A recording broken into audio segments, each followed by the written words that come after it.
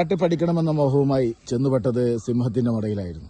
ദക്ഷിണ വെക്കാൻ പറഞ്ഞു. കയ്യിലുള്ള ടച്ചിങ്സ് മേശപ്പുറത്ത് വെച്ച് വലത്തോട്ട് മാറി ഇടത്തോട്ട് നെരിഞ്ഞമർന്നു ഒരു സ്റ്റെപ്പ് അങ്ങോട്ടെടുത്തപ്പോൾ ഉസ്താദ് കെട്ടിപ്പിടിച്ചു പറഞ്ഞു, ജബിലോക്കി സിന്ദഗി ലോ കബി കദം ഹോ ജാത്താ ഹെ.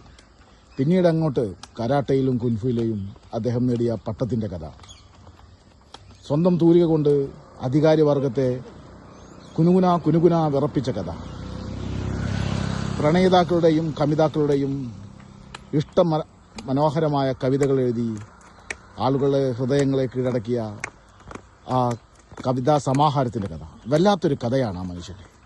അങ്ങനെ അനവധി പോരാട്ടങ്ങൾക്കും തേരോട്ടങ്ങൾക്കും നേതൃത്വം കൊടുത്ത് വലിയ അഭിമാന പുരസ്സരം നാടിനകത്ത് വളർന്നു എന്ന് പറയാൻ പറ്റില്ല, എന്നാലും പന്തലിച്ചാണ് ആ മനുഷ്യന്റെ കഥ. ഇന്ന് അദ്ദേഹമാണ് ഈ പാടത്ത് കസർത്ത് നടന്നത്.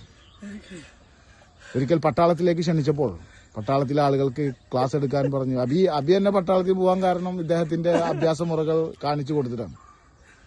അങ്ങനെ ഒന്ന് കാൽവൊക്കെ ഒന്ന് മറ്റേ സ്റ്റെപ്പ് ഇട്ടെടുത്ത ഇദ്ദേഹത്തിന് കുട്ടികളെ ഒരിക്കലും അനുകരിക്കരുത്.